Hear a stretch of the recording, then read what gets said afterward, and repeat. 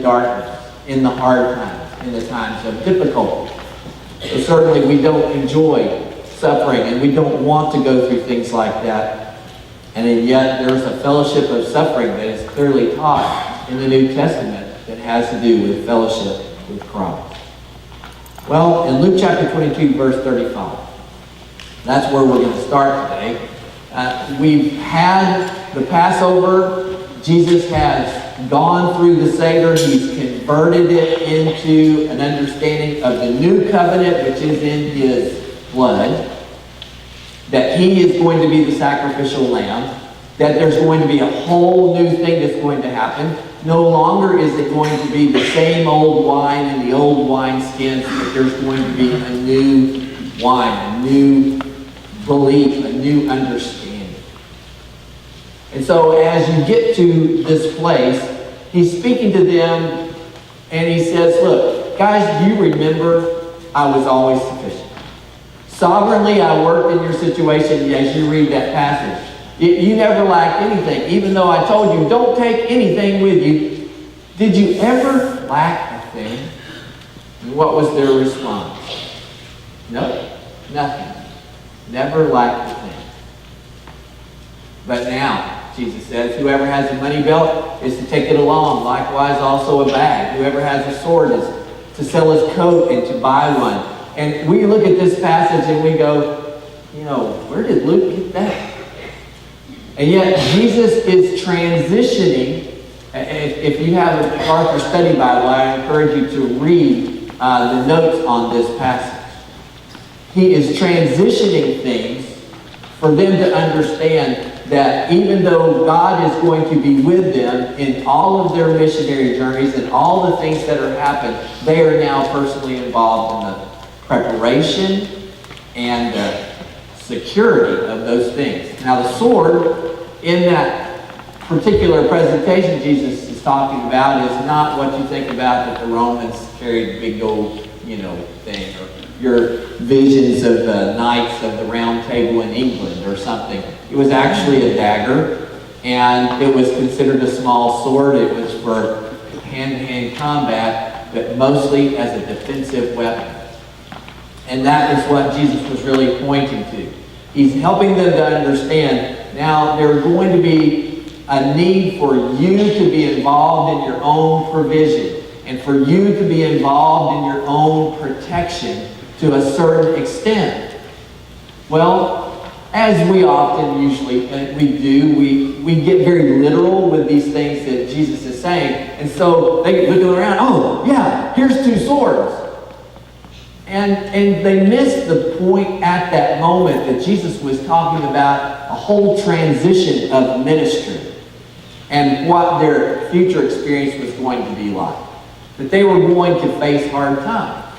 You say, well, preacher, don't talk like that. I mean, God always took care of them. And yet, what did Paul say? That he had clothes, and he had also gone without. He had food, and he'd also gone without. He had been secured, he'd also been shipwrecked. And so you see the transition things that are happening. Nothing apparently had happened wrong or bad or negative or whatever to any of Jesus' followers to this point. And yet now the Lord is helping them to understand. Suffering is going to be a part of what it means to follow me and to serve me, and you're going to have to be personally involved financially, security, and things of that sort as you trust me to walk with you in these times. Now Jesus says that He's also fulfilling the prophecy, that He'll be numbered with the transgressors. Now that's a pretty easy one, because everybody that Jesus was on the planet with was a transgressor, right? So if He was numbered with any of us, He was numbered with the transgressors. But you have this idea that these guys are now outside the law of the land. Well, they are going to come under persecution, and they will be outside both of the law of the Jews, but they'll also be considered outside of Roman law as the Rome moves more and more to worshiping their government. Well, that's starting to sound familiar. And it will be a difficult thing for them because they're not going to be willing to worship government. Has that ever happened before? You remember Meshach, Shadrach, and Abednego being pushed to worship government? Whatever the case may be, people have faced hard times because they have refused to make anything else their God or anything else their idol when that other thing or person has power. And Jesus could have been concerned about that kind of thing at this point for himself. You ever wondered why things have to change? I mean, you're going along in life and things are happy. Maybe you're married, you got kids, and you think about things are going pretty well and that sort of thing. And then your kids, they do terrible things. They turn into teenagers. Just kidding. Why did you do that? Well, you didn't kill me yet. You tried. You didn't quite take care of it. And so as we go through the struggles and the battles, so we say, I always remember back when was the good old days. Folks, do you remember back when in the good old days when, honestly, if you ask yourself some questions about those good old days, were they really that good? They may have been more moral. But folks, I don't want to go back to sleeping in my bed with no air conditioning in August. Amen. Yeah? You say, preacher, you never did that. Oh, yeah, I did. On the Mississippi Gulf Coast with the beach about 2 blocks away. You climb into bed, you go, swish, like wet tennis shoes. That's kind of like they have the bed stuff. Oh, remember it forever. We do have a tendency to romanticize the past. Folks, where we are today is where we're going to walk with the Lord.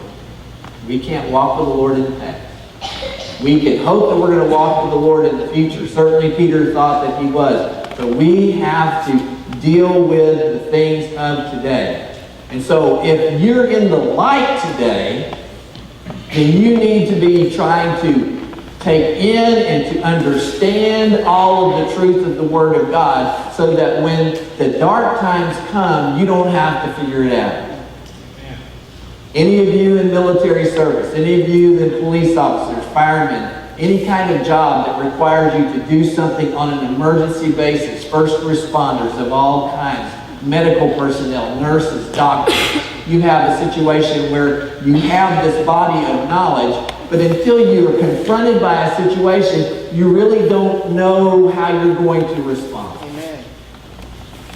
And if you got it down, when that pressure moment comes, then you know how to just automatically respond and do what needs to be done. Well, there's another group of people, I think they call them moms. And you don't, how many people went to mom school? Tanner did. Okay. Okay.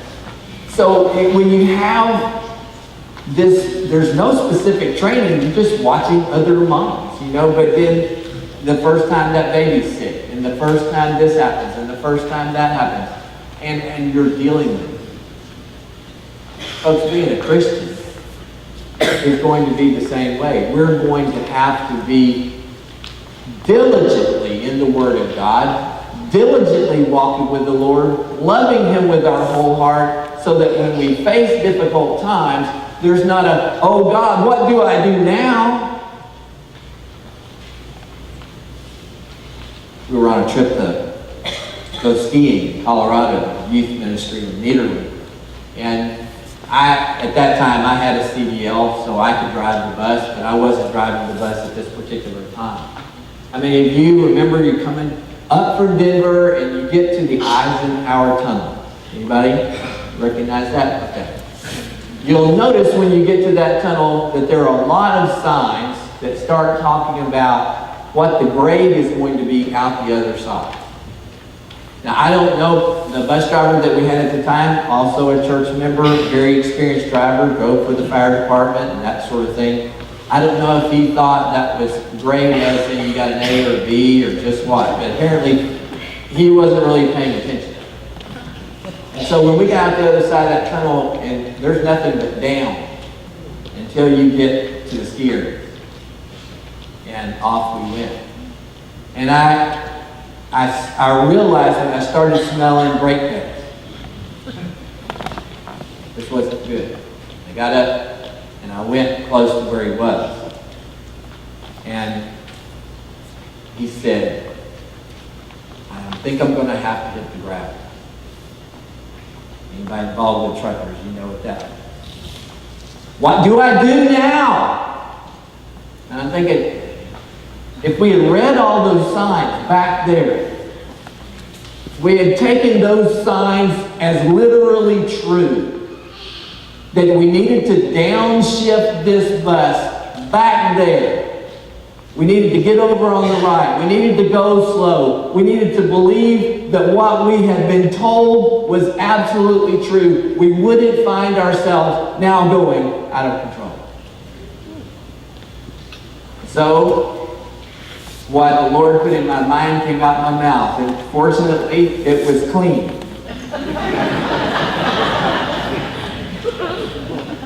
And I simply said, get on the brake as hard as you can and downshift it even if it doesn't want to. And he went, whoa, eesh, and it went in. And the bus slowed down. And we were okay. But folks, this is a nation.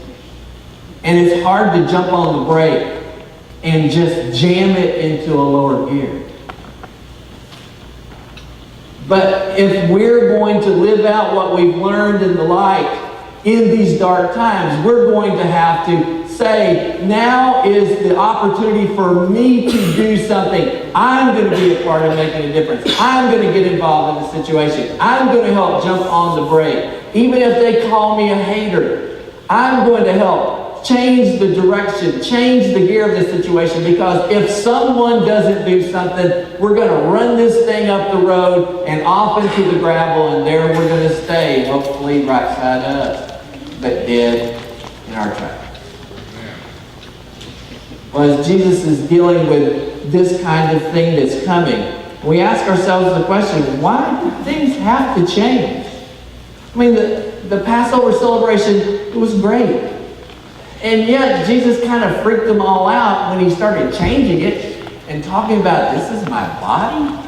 And then the next thing you know, he's washing their feet. And I mean, if we believe he's the Son of God, do I want the Son of God to wash my feet? And so then he says, well, you're going to wash your feet. I'm going to wash your feet, or don't have anything to do with you at all. Peter says, wash all of me. Things are changing.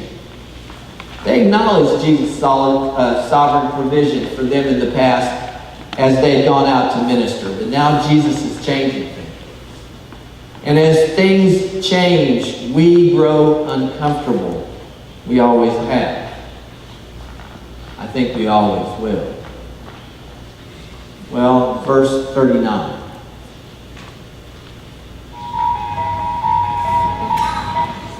Anybody remember that? Twilight Zone. What was that show about? Y'all remember? Somebody's just living their normal, everyday life. They're just going about their own business, and all of a sudden, they wander off into the twilight zone. They go into a place they don't understand. How did we get here? What is this about? And the whole world, as they've understood it in the past, is turned upside down, and there's no escape. As you look at verse 39. He came out and proceeded, as was his custom, to the Mount of Olives. Oh, whew, good. At least we're going to go back and rest. And the disciples followed. When they arrived at that place, he said to them, pray that you may not enter into temptation. Well, yeah, I got the praying thing, but why pray that we're not going to enter into temptation? I want to enter into my sleeping bag because I'm tired. This has been a day. Peter and John are saying, man, you told us way early to get up and get the Passover thing ready. We had to get to the temple and get the lamb taken care of. Man, we've been going all day long. And now he's saying, pray that you may not enter into temptation. And then he goes over, a stone's throw away. He kneels down and begins to pray. Here we are watching. And over there he says, Father, if you're willing, remove this cup from me, yet not my will, but yours be done. And they're going, what cup? He didn't take the cup. The cups are all right here. Because they're all going literal again, right? Trying to miss the point of what is actually happening. Now, whether or not they saw this part at the time, you look at verse 43. Obviously, they learned about it at some point. An angel from heaven appeared to him and strengthened him. You ever thought about that one before? That there was an angel at work in the situation in the Garden of Gethsemane when the Lord was going through that time? And being in agony, he was praying very fervently. His sweat became like drops of blood falling down upon the ground. Does this sound like a Twilight Zone thing to you? I mean, what's going on with the Lord? He is freaking out, and look, he is in such agony that his sweat is being mixed with like blood hemorrhaging from his face. He rose from prayer, he came to his disciples and found them, what? Sleeping. Now we want to go, shame on you. But these guys were exhausted, and look what it says. They're sleeping from what? Because they know something's happening. Jesus keeps telling us this, and we don't understand it, but we don't like it. We're supposed to be taking over. We're supposed to be making things better. He said to them, why are you sleeping? Get up and pray, that you may not enter into temptation. See, folks, when we get tired, when we're ready to give up, when the